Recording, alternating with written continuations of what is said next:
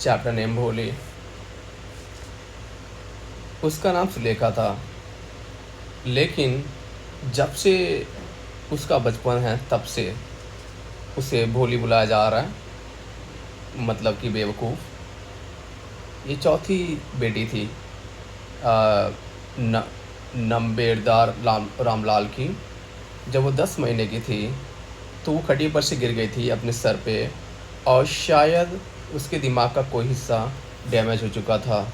इसीलिए वो हमेशा एक पिछड़ी बच्ची रही है, जिसका नाम भोली पड़ गया, मतलब कि बेवकूफ़। बचपन से ये बच्ची सुंदर थी, गोरी थी, लेकिन जब वो 2 साल की हुई तो उससे स्मॉल पॉक्स हो गया। सिर्फ़ उसकी आँखें ही बची हैं, बाकी पूरी शरीर उसकी हमेशा के लिए डिसफिगर्ड हो चुका है, बदसूरत हो चुका है, क्योंकि गहरी काली चिकन पॉक्स के मार्क्स या दाग उसके शरीर पे पड़ गए हैं। छोटी सुलेखा वो तब तक नहीं बोल पाई जब तक कि वो 5 साल की नहीं हो गई, और अंत में वो बोलना सीख ली, लेकिन वो तोतली आवाज़ में बोली। बाकी सारे बच्चे जो हैं उसका मजाक उड़ाया करते थे और उसकी नकल किया करते थे। इसी की वजह से वो बहुत कम बोलती है। रामलाल के 7 बच्चे हैं, 3 बेटे 4 बेटियां, और सबसे छोटी वाली भोली है। ये एक पैसे वाला किसान के का घर है, और यहाँ पे खाने पीने के लिए बहुत कुछ है। सारे बच्चे भोली के अलावा स्वस्थ हैं और स्ट्रांग हैं। जो बेटी है उन्हें शहर भेज दिया गया है स्कूल में पढ़ने के लिए और बाद में कॉलेज पढ़ने के लिए, लेकिन जो बेटी राधा है सबसे बड़ी वाली, उसकी ऑलरेडी शादी हो चुकी है, और दूसरी बेटी मंगला की शादी भी सेटल हो चुकी है। और जब ये हो जाएगा तो रामलाल सोचेगा तीसरी बेटी चंपा के बारे में। ये सब अच्छी दिखती हैं, हेल्दी लड़कियां हैं, और इनके लिए एक दूल्हा ढूंढना आसान नहीं होगा। लेकिन जो रामलाल हैं वो भोली को लेकर चिंतित है। उस ना ही वो अच्छी दिखती है, ना ही वो समझदार है। भोली 7 साल की जब थी तो मंगला की शादी हो चुकी थी, और उसी साल स्कूल खुला था लड़कियों के लिए उसके गांव में, और तहसीलदार साहेब ओपनिंग सेरेमनी में आए थे उस स्कूल की, और उन्होंने रामलाल से कहा कि तुम रेवेन्यू ऑफिशियल हो और तुम गवर्नमेंट के रिप्रेजेंटेटिव हो इस गांव में, तो तुम्हें एक उदाहरण बनना चाहिए इन गांव वालों के लिए, और तुम्हें अपनी बेटियों को स्कूल भेजनी चाहिए। उसी रात रामलाल ने अपनी वाइफ से बात किया। वो चिल्लाई, बोली, पागल हो क्या तुम? अगर लड़कियां स्कूल जाएंगी तो शादी कौन करेगा? रामलाल के पास इतनी हिम्मत नहीं थी कि वो तहसीलदार के खिलाफ जा सके, और अंत में इसकी वाइफ ने कहा कि मैं तुम्हें बताऊंगी क्या करना है, भोली को स्कूल भेज दो, और वैसे भी बहुत कम चांस है उसकी शादी होने की, और क्योंकि वो उसका बदसूरत चेहरा है और उसमें बिल्कुल समझ नहीं है, टीचर को चिंता करने दो भोली का। अगले दिन रामलाल ने भोली का हाथ पकड़ा और बोला, चलो मेरे साथ में, मैं तुम्हें स्कूल लेके जाऊँगा। भोली डरी हुई थी और वो नहीं जानती है कि स्कूल कैसा होता है, और उसे याद है कि कैसे कुछ दिनों के पहले उसकी पुरानी वाली जो गाय लक्ष्मी थी, वो उसे घर से बाहर निकाल दिया गया और भेज दिया गया। नहीं नहीं नहीं नहीं नहीं नहीं, उसने डरते हुए बोला और अपनी हाथ खींचने लग गई अपने पापा के पकड़ से दूर। क्या हुआ तुम्हें बेवकूफ़? रामलाल ने चिल्लाया उस पर। मैं तुम्हें स्कूल लेके जा रहा हूँ। उसके बाद उसने अपने वाइफ से बोला कि इसे कुछ ढंग के कपड़े पहने दो आज, नहीं तो टीचर्स क्या कहेंगे और बाकी सारी लड़कियाँ उनको क्या सोचेंगी जब वो इन्हें देखेंगे तो, इसे देखेंगे तो। नए कपड़े भोली ने कभी पहने नहीं थे। पुराने ड्रेस जो उसके बहनों का था उसे उसे दे दिया जाता था। किसी को परवाह नहीं था उन कपड़ों को मरम्मत करने के लिए या उन्हें धोने के लिए। और आज ये लकी थी भोली कि उसे एकदम साफ़ सुथरा ड्रेस मिला पहनने के लिए, जो कि कई बार धोए जाने के बाद सिकुड़ चुका था, और वो चंपा को अब हो नहीं रहे थे। उसे नहलाया भी गया, तेल भी लगाया गया, और फिर उसके बाल भी सही किए गए, कंघी की गई, और तब जाके उसे ऐसा लगने लग गया कि उसे कहीं अच्छी जगह पे ले जाया जा रहा है, उसके घर से अच्छा। वो स्कूल पहुंची, बच्चे वहाँ पे ऑलरेडी क्लासरूम में बैठे हुए थे। रामलाल ने अपनी बेटी को हेड मिस्ट्रेस को दे दिया, अकेला वहीं पे छोड़ दिया। बेचारी लड़की डर डर भरे आंखों से देख रही थी सबको, और कई सारे रूम थे, हर एक रूम पे लड़कियां बैठी हुई थी चटाई पे और किताबें पढ़ रही थी या अपने स्लेट्स पे लिख रही थी। हेड मिस्ट्रेस ने भोली से पूछा कि जाके कॉर्नर में जाके बैठ जाओ एक किसी क्लासरूम में, बोला उसने। भोली को पता नहीं था कि स्कूल आखिर कैसा होता है और यहाँ क्या किया जाता है, लेकिन वो खुश थी कि उसकी उम्र की कई सारी लड़कियाँ यहाँ पे हैं। उसका ये आशा था कि लड़कियाँ शायद उसकी दोस्त बन जाएँ। जो लेडी टीचर थी उस क्लास में, वो कह रहे थे कुछ लड़कियों से, लेकिन भोली कुछ समझ नहीं पाई। उसने पिक्चर देखा तस्वीरों पे, और वहाँ रंग-बिरंगी चीज़ें जो तस्वीर थे दीवारों पे, उसे आकर्षित कर रहे थे। एक घोड़ा था दीवार पे जो कि भूरे रंग का था, और बिल्कुल उसी घोड़े की तरह तहसीलदार जिस घोड़े पे आया था उसके गाँव में, उसी तरह का घोड़ा दीवार पे था, उसका तस्वीर था। और गोट थी जो काली रंग की थी, और वो बिल्कुल उसके पड़ोस में रहने वाले बकरी की तरह थी। और तोता था बिल्कुल उसी तरह, जो कि आम के बगीचे में बैठा करता था। और गाय थी बिल्कुल लक्ष्मी की तरह। अब भोली ने अचानक से नोटिस किया, टीचर उसके साइड में खड़ी थी और उसे देख के मुस्कुरा रही थी। उसने बोला, तुम्हारा नाम क्या है छोटी? उसने बोला, भो भो भो। और वो अ, हकलाती रही, या उससे आगे बोल नहीं पाई। फिर उसने रोना शुरू कर दिया और आंसू उसकी आंखों से गिरने लगे एकदम बाढ़ की तरह। और वो उसने अपना सर नीचे कर लिया, कोने में जाके बैठ गई। और उसकी हिम्मत नहीं थी कि लड़कियों को वो देख सके अपनी नज़र उठा के, क्योंकि वो जानती है कि वो उस पर हंस रहे होंगे। जब स्कूल की घंटी बजी, सारे लड़के जल्दी से क्लासरूम से बाहर निकली, लेकिन भोली की हिम्मत नहीं थी कोने से उठने के लिए या छोड़ के जाने के लिए। और उसका सर अभी भी नीचे था और वो रोए जा रही थी। भोली, टीचर ने एकदम कोमल आवाज़ में बोला, ऐसी पूरी ज़िंदगी में भोली से इस तरह की आवाज़ में बात नहीं की गई थी। और इसने उसके दिल को छू लिया। उठ जाओ, टीचर ने बोला। ये आदेश नहीं है, ये बस एक सुझाव है। भोली उठ गई। अब नाम बताओ अपना। पूरे शरीर में उसके पसीने गिरने लग गए हैं। अब उसका जो हकलाता हुआ जीभ है, क्या फिर से उसे अपमानित करेगा? और इस दयालु औरत के लिए, लेकिन भोली ने कोशिश किया या फैसला किया कोशिश करने के लिए। और उसकी आवाज़ इतनी कोमल थी कि वो उसमें हंसेगी नहीं, भोली ये जानती थी। तो उसने स्टार्ट किया, भो भो भ भो। और वो हकलाने लग गई। बहुत अच्छा, बहुत अच्छा।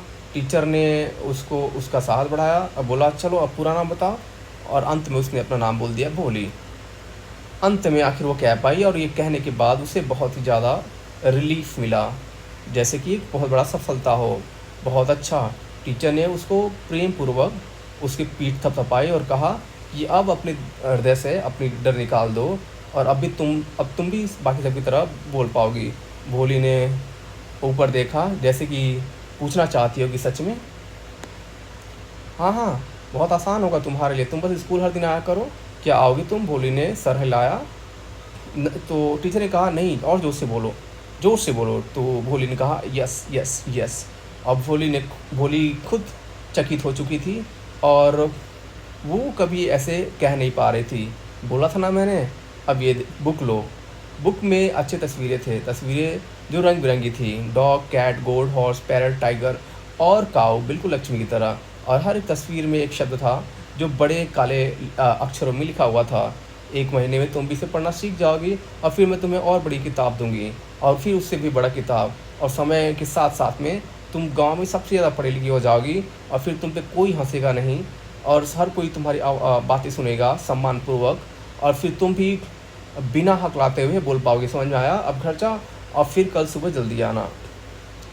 भोली को अचानक से ऐसा लगने लग गया कि सारे घंटी जो गांव के मंदिरों में थे, वो बजने लग गए हैं। और जो पेड़ है स्कूल के सामने, वो खिलने लग गए हैं, जिसमें बड़े लाल फूल खिल रहे हैं। उसका जो दिल था या हृदय था, वो धड़कने लग गया था नई आशाओं के साथ में और नई ज़िंदगी के साथ में। ऐसे कई साल बीत गए, और गांव अब एक नगर बन चुका था छोटा, और छोटे प्राइमरी स्कूल्स, वहाँ पे हाई स्कूल बन चुका था, और सिनेमा हॉल खुल चुका था एक टीन शेड के अंडर, और कॉटन गिनिंग मिल के पास में। ये सब खुल गया था वहाँ पे। मेल ट्रेन उनके रेलवे स्टेशन पे रुक रहा था। और एक रात डिनर के बाद रामलाल ने अपनी उससे वाइफ से कहा कि अब क्या मैं विशंबर की जो प्रस्ताव है उसे स्वीकार कर लूँ? हाँ बिल्कुल, उसकी वाइफ ने कहा। भोली लकी होगी अगर उसे इस तरह का अच्छा कमाने वाला दूल्हा मिल जाए तो। एक बड़ा दुकान, एक घर जो उसका खुद का है, और कई सारे हज़ार रुपये उसके बैंक में हैं। और वो हमसे दहेज भी नहीं मांग रहा है। बिल्कुल सही। वो भी तो कोई यंग नहीं है, तुम तो जानती हो, जो मेरे उम्र का है। और वो लंगड़ाता भी है। और बच्चे जो हैं उसकी पहले वाइफ़ के, वो बड़े हो चुके हैं काफ़ी। इसी क्या फ़र्क पड़ता है, वाइफ़ ने बोला, 45 रहे या 50 साल का रहे, ये कोई भी उम्र बड़ा नहीं होता है आदमी के लिए। हम लकी हैं कि दूसरे गांव से है और वो जानता नहीं है कि इसको जो इसके चेहरे पे जो दाग है, और ये बेवकूफ़ है।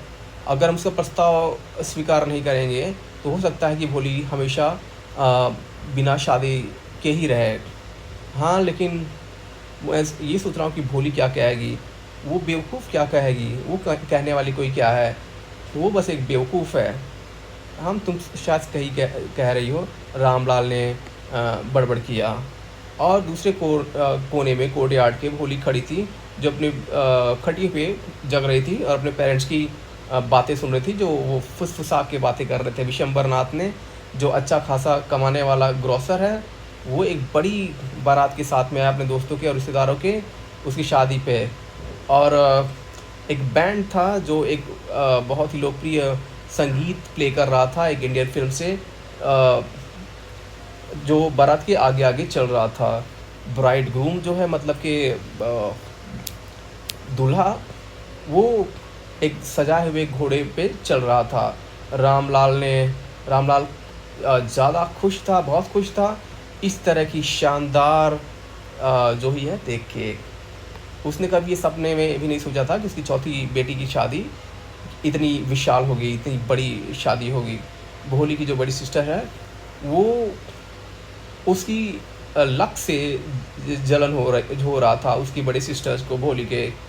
जब ये शुभ घड़ी आया तो पंडित ने कहा कि लेके आओ वो बुरी कॉल ब्राइड, पत्नी को लेके आओ। भोली लाल सिल्क वाले दुल्हन के कपड़े में पहनी हुई थी, और वो उसे लेके जाया गया उस पवित्र आग के पास में, और दुल्हन को माला पहना। उसके एक फ्रेंड ने विशंबर को थोड़ा सा पुश किया या फिर बोला माला पहनाने के लिए।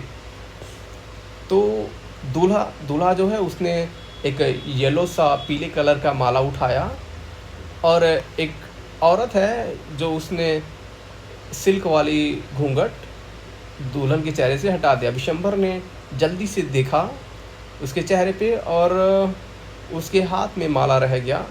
दुल्हन ने धीरे धीरे अपनी घूंघट फिर से अपने चेहरे पे कवर कर ली।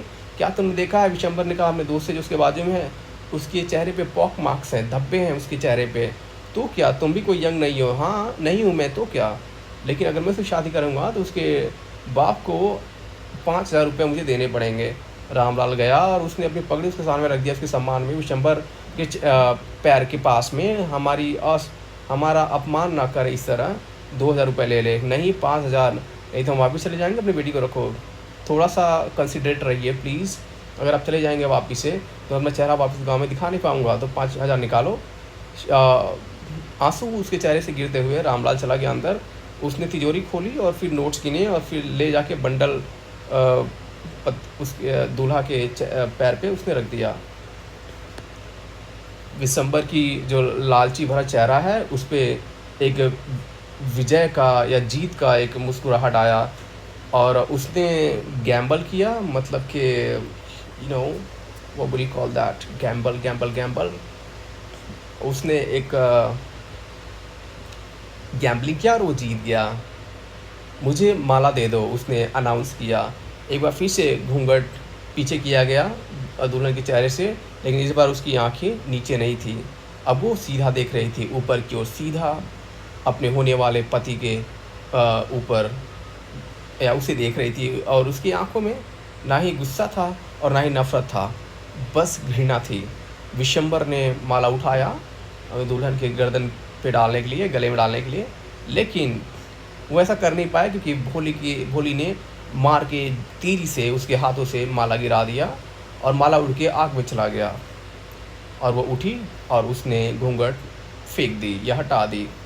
पिताजी, भोली ने कहा एकदम क्लियर तेज़ आवाज़ में, और उसका पिता, उसकी माँ, सिस्टर्स, ब्रदर्स और रिश्तेदार, नेबर्स सब घबरा गए। भोली को बोलते हुए देख के बिना किसी हकलाते हुए, बिना हकलाते हुए, पिताजी अपना पैसा वापस ले लीजिए, अब मैं इस आदमी से शादी नहीं करूँगी। रामलाल एकदम से चकित हो चुका था। मेहमान सब फुसफुसा रहे थे, मतलब खुस-फुस बातें कर रहे थे आपस में, कितनी बेशर्म है, कितनी बदसूरत है, कितनी बेशर्म है।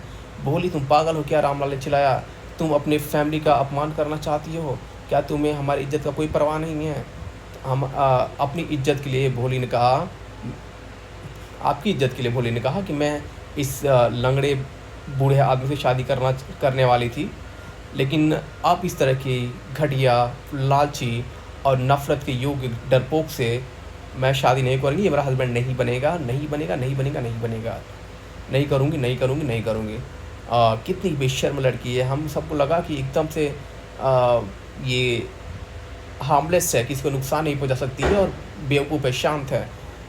भोली हिंसक हो के हिंसात्मक रूप से भोली ने घूम के उस बूढ़ी औरत को देखा और कहा, हाँ आंटी, तुम बिल्कुल सही हो। तुम्हें लगा कि मैं एकदम गूंगी हूँ और इसीलिए तुम मुझे इस निर्दयी जीव के पास में भेजना चाहते थे। लेकिन अब ये जो गूंगी है, ये जो बेवकूफ़ और हकलाती हुई जो बेवकूफ़ है, ये बोल रही है और सुनना है तुम्हें। विशंबरनाथ क्रॉसर अब वापिस से अपने बारात के साथ में वापस जाने लग गया और जो कन्फ्यूज़ थे बैंड्समैन, जो संगीत बजाने वाले थे, ये सेरेमनी ख़त्म हो चुका है। The confused bandsman thought this was the end. उन्हें लगा कि सेरेमनी ख़त्म हो चुकी है, अब बंद करना है म्यूज़िक। रामलाल खड़े रहा वहाँ पे उस ग्राउंड पे और उसका सर झुका रहा। उसकी दुख और उसकी शर्म की वजह से जो पवित्र आग के लपटे थे वो धीरे धीरे ख़त्म हो रहे थे और हर कोई जा चुका था। रामलाल भोली की तरफ घूमा और बोला कि अब क्या, अब तुमसे कोई शादी नहीं करेगा, तुम क्या करोगी, हम तुम्हारे साथ में क्या करेंगे? सुलेखा ने कहा आवाज़ में, शांति से और स्थिरता के साथ में, चिंता ना करो पिताजी, तुम्हारे बूढ़े उम्र में मैं तुम्हारा ख्याल रखूँगी और माँ का, और मैं उसी स्कूल में पढ़ाऊँगी जहाँ मैंने इतना सारा कुछ पढ़ा है ना मैम? और टीचर जो कोने में खड़ी रही बहुत समय से, सारा ड्रामा देख रही थी, उसने कहा यस भोले, बिल्कुल, उसने जवाब दिया। और उसकी मुस्कुराते हुए आँखों में एक प्रकाश थी, बहुत ही गहरी संतुष्टि की।